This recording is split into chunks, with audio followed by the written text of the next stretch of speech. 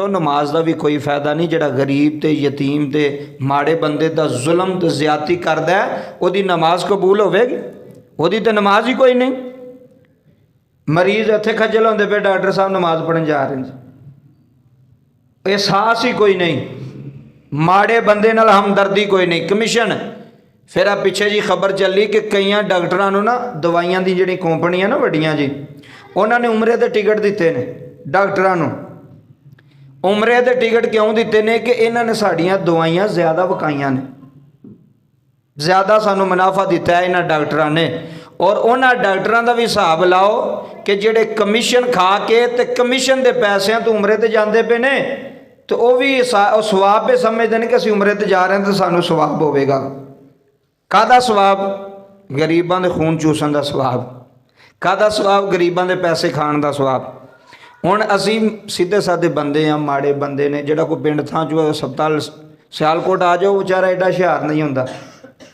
हो सकदा वो जिहड़ी दवाई का पत्ता है होर किसी मैडिकल स्टोर तो वो जनाब होवे 300 रुपये का, उत्थे लभदा पिया 1000 रुपये का। हुण तुसीं सारे हस्पतालों जाते, कभी किसी ने पूछया भी किन्ने दी दवाई है जी? उन्हें तुहानूं बिल देना, ए लवो पैसे दिओ तो चलो अपने घर टुर जाओ। गौर ही नहीं करते, असीं वेंदे ही नहीं। लेकिन उन्होंने भी पता है सादे लोग ने, सीधे सादे लोग ने, इन्हां नाल जिन्ना मर्जी जुल्म करी जाओ, जिन्नी मर्जी ज्यादती करी जाओ, इन्हां दा खून चूसी जाओ, इन्हां नूं पता ही नहीं लगना। हुण एक आम बंदा सादा जा बजुर्ग है, उन्होंने भावें पैनाडाल की गोली 300 रुपये की पत्ता दे छड़न, उन्होंने की पता लगना बेचारे ने? ये केड़ा पता, वो केड़ा पढ़िया लिखिया या उन्होंने केड़ी पहचान है? लेकिन जुल्म और सितम की इंतहा ये जालम और डॉक्टर पे करते हैं। बड़े बड़े अच्छे भी नहीं ला माशाअल्लाह, लेकिन ज़्यादातर कमीशन खाण वाले दवाई लेके देंगे, मैडिकल साढ़े मैडिकल स्टोर तो लवो, वो तुसी पूरा मैडिकल स्टोर फेर लो, लभनी कोई नहीं दवाई। क्यों रखी उन्होंने? कमीशन खाण वास्ते, पैसे खाण वास्ते। फिर जिन्ना मर्जी भी दा ला लैन, बंदे नूं पता ही नहीं दवाई किन्ने दी। असी जाने असी जनाब सीधे साधे अनपढ़ जे बंदे, असी जाके पैसे देने दवाई ले लैनी, तो वो डॉक्टर साहब गरीब लोगों का खून चूस के ते हर साल हज पे करते जे, हर साल उमरे ते जा रहे हैं जी। डॉक्टर साहब हर साल उमरा कर दें। और मैं क्या उमरा करते कादा ने? हराम पैसे का उमरा कबूल है? बोलो सारे, हराम पैसे का उमरा कबूल है? कमीशन खाण वाले का उमरा कबूल है? रिश्वत लैण वाले का उमरा कबूल है? ना रिश्वत लैण वाले की कोई इबादत कबूल है, ना कमीशन खाण वाले की कोई इबादत कबूल है, ना हराम खाण वाले की कोई इबादत कबूल नहीं।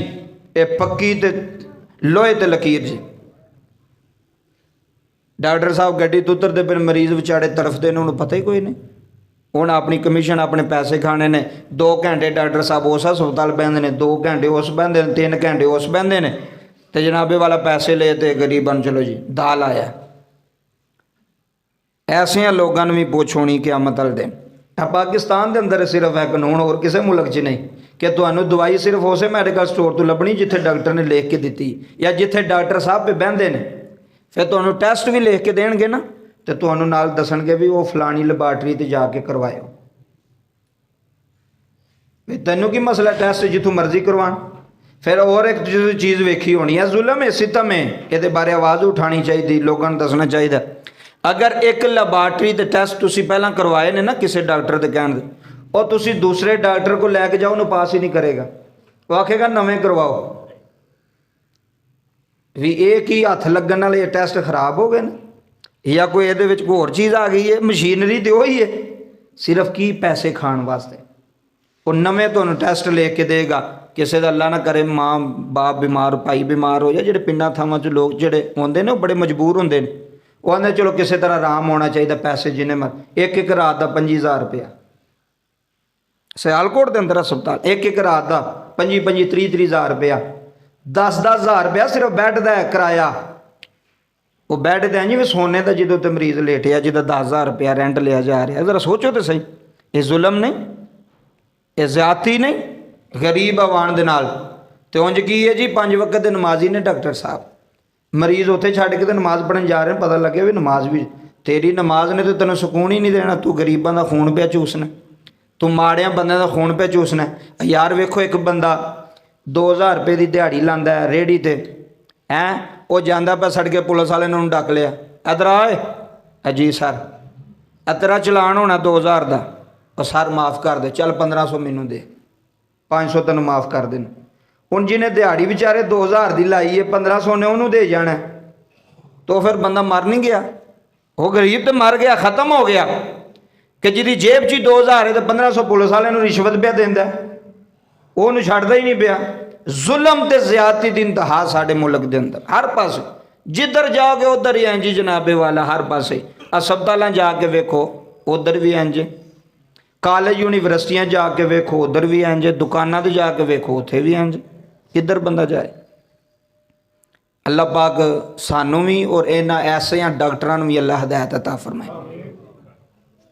कदी तुसी वेख लो कोई बंदा, कोई डॉक्टर आखे, उन्होंने जाके बंदा आखे मैं माड़ा वां, मैनू 200 रुपया घट कर छड़ो, उन्हें कहना नहीं भाई पर्ची की फीस है नहीं, किसी होर को टुर जा करेगा। तो कित्थे एहसास गया? वो जेड़ा उन्होंने कोई करोड़ 1.5 करोड़ डॉक्टर बनने ते लाया, उन्हें साढ़े को पूरे करने, इत्थों ही उन्हें सारा निज़ाम चलाना। अगली गल सुनो, हज़रत बाबा फरीदुद्दीन गंजे शकर रहमतुल्लाह अलैह, वेख्यो बंदा, वेख्यो तो गल सुनियो, गल किड्डी वड्डी जी, गल बड़ी वड्डी अगर बंदा इहदे ते अमल कर ले। हज़रत बाबा फरीदुद्दीन गंजे शकर रहमतुल्लाह अलैह शेखुल इस्लाम पाकपतन दा बादशाह, हज़रत बाबा फरीद फरमाते ने कि मैं अपने मुरीदां दे नाल ना पाकपतन दे बाजार में जा रहे सन। तवज्जो करियो, गल जरा ध्यान नाल सुनियो। गोशत की कसाई की दुकान सी, तो कसाई की दुकान के फटे के थले तुहानूं पता उन्हें जिलबा जुलबा इन्नियां चीज़ां सुटियां होंदियां, तो वह फटे के थले ना 2 कुत्ते बैठे सन। कसाई की गोश्त वाले दे फटे के थले 2 कुत्ते बैठे सन, तो वह गोश्त के जिलबां तो ना लड़ते पे सन। एक उधर पे खिंचदा सी ते दूसरा, अक्सर तुसीं वेख्या होना, तुसीं भी इस चीज़ का मुशाहदा किया होना। इस गल की गहराई तक जाओ तो ज़रा सबक हासिल करो इस गल तो, मैं भी तो तुसीं। हज़रत बाबा फरीदुद्दीन गंजे शकर फरमा कुत्ते पे लड़ते सन आपस, कि वजह तो बोलो, गोश्त की वजह तो लड़ते पे, जिलबां की वजह तो, सही गोश्त भी नहीं सी, जिलबां सन, उसकी वजह तो लड़ते पे सन। बाबा फरीद रहमतुल्लाह अलैह फरमाते हैं थोड़ी देर तो बाद असी वापस ना जी उस बाजार में आए तो वेख्या तो वह 2 भी कुत्ते आपस में खेडन पे। यह गल सुन के तो हूँ यदा तजर्बा करना कि क्या वाकई इंज गल, इत्थे कुत्ते लड़ते होणगे तो उधर जाके वेखोगे तो आपस जनाब फिरते होणगे, खेडते होणगे। वो ना 2 भी कुत्ते आपस में ना खेडियां पे करन, ते बाबा फरीद गंजे शकर रहमतुल्लाह अलैह फरमांदे ने मेरी अखां च अथरू आ गए। ए वेख्यो अल्लाह वाले किवें सबक सीखदे ने गल्लां तो। असीं सिर्फ तकरीरां भी सुन जाने ते अमल भी कोई नहीं, इधरों सुनी उधरों कट छड़ी, पता ही नहीं लगा जुम्मे वाले दिन गल किहड़ी होई। तो जेडे अल्लाह वाले ने बरीक बीन बंदे ने वो गल नूं पिक करते हैं तो उहदी गहराई तक जाते हैं भी ये सबक किहड़ा है। सबक लिया करो, हर गल विच कोई ना कोई सबक होंदा है। अच्छा जी, और रोन लग पे बाबा फरीद। मुरीदा ने अर्ज की हजूर तुसी क्यों रोए हो? कहन लगे यार जांदिया मैं वेख्या सी ते 2 भी कुत्ते ना गोश्ती टुकड़े की वजह तो पे लड़ते सन आपस में, तो हुण मैं वापसी आया भई घंटा भी नहीं गुजरिया तो 2 भी आपस खेडते पे। आप फरमा मरीद अर्ज कर लगे हजूर ये रोने वाली किहड़ी गल है? आप फरमाते ने मैनू वो 2 भाई याद आ गए ने जिन्होंने 20 साल होया लड़िया, लेकिन अज तक एक दूजे को बुलाया नहीं, एक दूजे को बुलाया नहीं। जमीन की वजह तो लड़ाई हुई सी, उन्हों की हवेली की वजह तो लड़ाई हुई सी, काम की वजह तो लड़ाई हुई सी। 2 भाई मैनू याद ने, बाबा फरीद फरमाते 20 साल हो गए ने, लेकिन अज तक उन्हें एक दूजे को बुलाया, एक दूजे नाल गल की नहीं। आप फरमाते ने फिर उन्होंने 2 भाइयों तो 2 कुत्ते चंगे ने। यह ही गल असल नचोड़ ही गल दे विच फरमाया वो जेडे 20 साल लड़न तो बाद भी अज तक एक दूजे को नहीं पे बुलाते, उन्होंने भाइयों नाल ते कुत्ते चंगे ने कि जेडे अद्धा घंटा पहला लड़ते पे सन तो हुण एक दूजे ने खेडां पे करते हैं, सुलह भी कर ली ने। चंगे ने कि नहीं चंगे? बोलो सारे। वो फिर उन्होंने नालों तो कुत्ते चंगे ने कि जेडे अद्धे घंटे दे विच फिर एक दूजे नाल गले पे मिलते हैं, एक दूजे नाल गल्लां पे करते हैं, सुलह पे करते हैं। तो वो 2 भाई किन्नी किन्नी देर हुई है लड़ाई कीतियां ते अज तक सुलह ही नहीं की, अज तक एक दूजे नाल बोले ही नहीं, अज तक एक दूजे नाल गल ही नहीं की। किन्ने किन्ने साल हो गए ने, वेख लो पिंडां थावां शहरां च वेख लो, भरा भरावां नाल लड़दे किन्नी देर हो गई, एक दूजे नूं बुलाया ही नहीं। लड़ाई होनी, झगड़ा होना, इख्तिलाफ होना, ये कोई वड्डी गल नहीं। ਹੋ ਸਕਦੀ ਭਰਾਵਾਂ ਵਿੱਚ ਹੋ ਸਕਦੀ, ਲੇਕਿਨ ਜ਼ਿੰਦਗੀ ਮੌਤ ਦੇ ਫੈਸਲੇ ਨਾ ਕਰ ਛੱਡੋ ਵੀ ਅੱਜ ਤੋਂ ਬਾਅਦ ਤੂੰ ਮੇਰੇ ਘਰ ਨਾ ਆਈ ਤੇ ਮੈਂ ਤੇਰੇ ਘਰ ਨਾ ਆਵਾਂਗਾ, ਜਾਂ ਸਾਡਾ ਮਰਨ ਜੂਣ ਇੰਝ ਹੀ ਹੁੰਦਾ ਨਾ, ਤੇਰਾ ਮੇਰਾ ਮਰਨ ਜੂਣ ਮੁੱਕ ਗਿਆ, ਮੇਰੀ ਤੂੰ ਲਾਸ਼ ਤੇ ਨਾ ਆਵੀਂ, ਮੇਰੀ ਕਬਰ ਤੇ ਨਾ ਆਵੀਂ, ਮੇਰੇ ਜਨਾਜ਼ੇ ਤੇ ਨਾ ਆਵੀਂ। ਉਹ ਯਾਰ ਫਿਰ ਉਹਨਾਂ ਬੰਦਿਆਂ ਤੋਂ ਤੇ ਇਹ ਕੁੱਤੇ ਚੰਗੇ ਨੇ ਜਿਹੜੇ ਇੱਧਰ ਪੇ ਲੜਦੇ ਸਨ ਤੇ ਇੱਧਰ ਕੋਲ ਜਨਾਬੇ ਵਾਲਾ ਆਪਸ ਖੇਡਦੇ ਪਏ ਨੇ। ਇਨਸਾਨ ਵੀ ਇੰਝ ਹੋਣਾ ਚਾਹੀਦਾ ਹੈ, ਲੜਨਾ ਝਗੜਨਾ ਇਖਤਲਾਫ ਹੋਣਾ ਇਹ ਇਨਸਾਨੀ ਫਿਤਰਤ ਹੈ, ਲੇਕਿਨ ਜ਼ਿਆਦਾ ਦੇਰ ਨਾਰਾਜ਼ ਨਾ ਰਿਹਾ ਕਰੋ ਭਰਾਵਾਂ ਨਾਲ, ਜ਼ਿਆਦਾ ਦੇਰ ਲੜਾਈ ਨਾ। ਠੀਕ ਹੈ, ਗੱਲ ਹੋ ਗਈ, ਬਾਅਦ ਚ ਸੁਲ੍ਹਾ ਕਰ ਲਓ। ਤੇ ਜੇ ਅਗਰ ਤੇਰੇ ਅੰਦਰ ਅਨਾ ਹੋਵੇਗੀ ਫਿਰ ਤੂੰ ਸੁਲ੍ਹਾ ਨਹੀਂ ਕਰੇਗਾ, ਤੇ ਜੇ ਅਨਾ ਤੇਰੀ ਮੁੱਕੀ ਹੋਈ ਤੇ ਫਿਰ ਤੂੰ ਸੁਲ੍ਹਾ ਵਿੱਚ ਪਹਿਲ ਕਰੇਗਾ। ਤੇ ਜੇ ਤੂੰ ਆਖੇਂਗਾ ਉਹ ਪਹਿਲਾਂ ਮੈਨੂੰ ਬੁਲਾਏ, ਹਾਂਜੀ ਅਸੀਂ ਆਨਾ ਵੀ ਯਾਰ ਉਹ ਨਾਰਾਜ਼ ਹੋਇਆ ਮੈਂ ਕਿਹੜਾ ਹੋਇਆ, ਉਹ ਮੈਨੂੰ ਪਹਿਲਾਂ ਬੁਲਾਏ, ਉਹ ਫਿਰ ਪਤਾ ਕੀ ਹੁੰਦਾ ਤੇਰੇ ਅੰਦਰ ਮੈਂ ਵੇਂ, ਤੂੰ ਕਹਿੰਦਾ ਮੈਂ ਨਾ ਝੁਕਾਂ, ਉਹ ਅਗਲਾ ਝੁਕੇ ਮੇਰੇ ਸਾਹਮਣੇ, ਅਗਲਾ ਮੇਰੇ ਨਾਲ ਸੁਲ੍ਹਾ ਕਰੇ।